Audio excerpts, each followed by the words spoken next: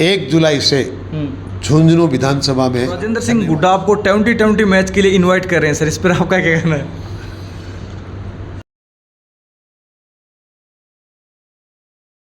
नमस्कार, मैं रतन सिंह, स्वागत है आपका खबरी मीडिया पर।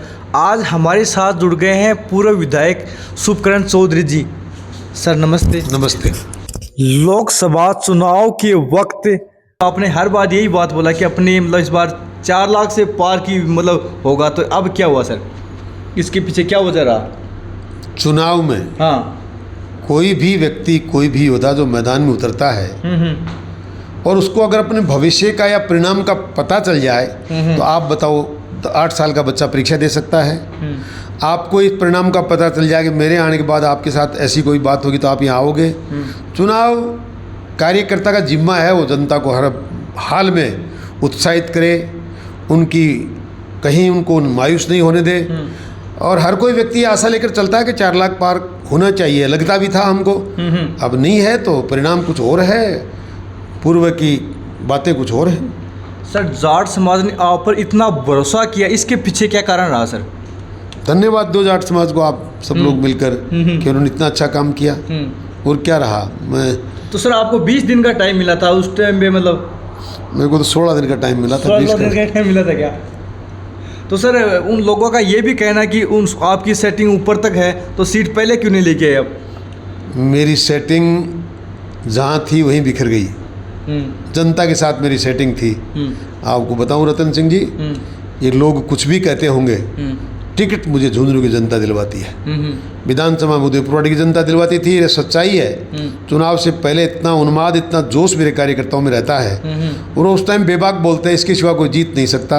यही सबसे मजबूत है, ये सच्चाई भी है। आप वोटों की गिनती मत करें। वोट तो किसी को 5,50,000 मिल गए, किसी को 5,35,000 मिल गए। मैं लाखों से हारता तो मैं समझता कि ऐसा जनता ने किया है। मेरे लिए चुनाव कोई नया नहीं है। जो मेरे सामने जीते हैं उनका इतना बड़ा क्षेत्र भी नहीं है। मैं आपको बताऊं, मेरी 3 विधानसभाएं ऐसी हैं जहाँ मेरा घर है। उनके पास विधानसभा मात्र एक थी। हाँ, उनके पिता का बड़ा वर्चस्व रहा हुआ है। हमारे पिता खेत में हल चलाते थे, उनके पिता महलों में रहते थे, मंत्री रहे केंद्र सरकारों में। पर जनता ने बहुत बड़ा सहयोग किया है। मैं अंतर पे नहीं जाना चाहता 16-18 हज़ार पे। मैं इस बात पे जाना चाहता हूँ कि जनता ने मात्र 15-16 दिन में मेरी प्रार्थना पर इतना ध्यान दिया और 5,35,000 वोट दिए। और वो समाज जो अक्सर एक जगह संगठित होता नहीं है, जिनके लिए कहा जाता है ऐसा, वो संगठित हुए। मेरे लिए सौभाग्य की बात है। मैं उनका आभारी हूँ और आपके चैनल के माध्यम से उन सब लोगों को जिन्होंने इतना अच्छा मतदान मेरे पक्ष में और पार्टी के पक्ष में और झुंझुनू जिले के लिए किया, उन सब का मैं आभारी हूँ। सर चुनाव के टाइम चल रहा था, उस टाइम पे सबसे बड़ी लीड जो खेतड़ी से मानी जा रही थी और उससे इतना ये निराश किया, ये क्या कारण रहा सर? ये जनता का विषय है, मैं इसके बारे में क्या कह सकता हूँ।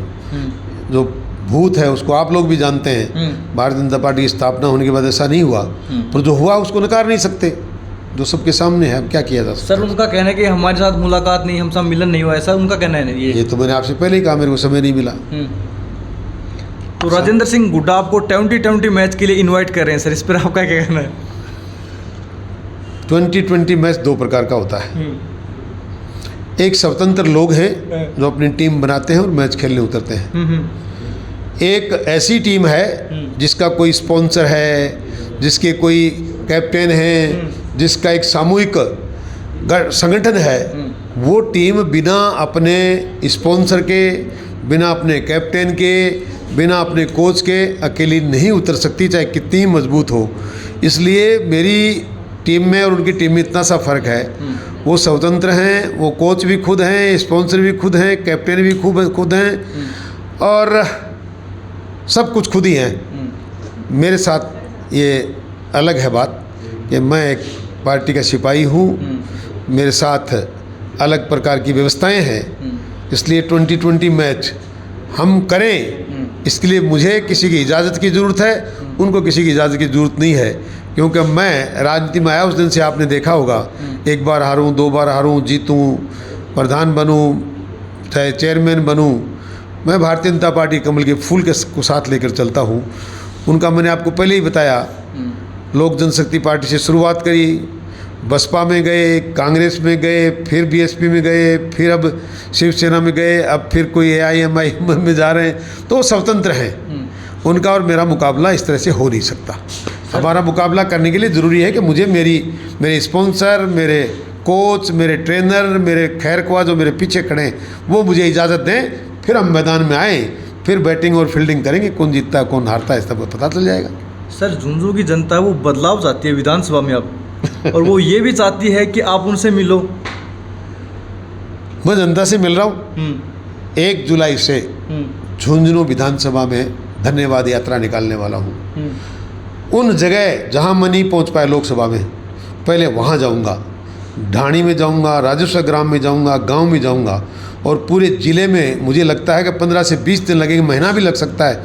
मैं पूरी झुंझुनू विधानसभा में 1 जुलाई से धन्यवाद यात्रा निकालने वाला हूँ और जनता से मिलने वाला हूँ। तो आपकी मंशा पूरी हो जाएगी। आप कह रहे हो कि आप जनता चाहती है मुझसे मिलूँ, तो मैं उनका घर पे जाके मिल रहा हूँ। जी बिल्कुल। सर, विधानसभा चुनाव में आप मात्र 400 वोटों से हारे थे, उसके बाद दोनों पक्ष एक साथ होकर भी आप बड़ी लीड लेके आ गए, ये कैसे हुआ?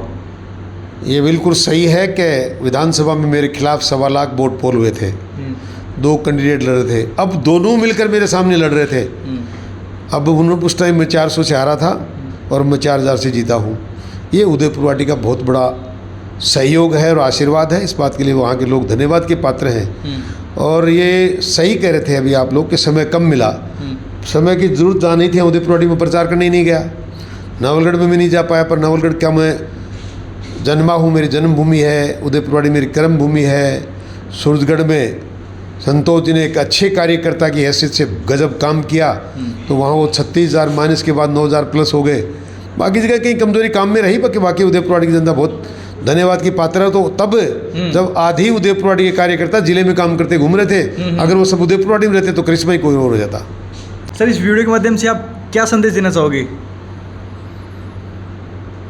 निस्वार्थ भाव से जिस प्रकार आप लोग राजनीतिक क्षेत्र में लोगों की मदद करते आए हैं, करते रहें। जो लोग निस्वार्थ भाव से आपकी सेवा कर रहे हैं उनको आशीर्वाद देते रहें।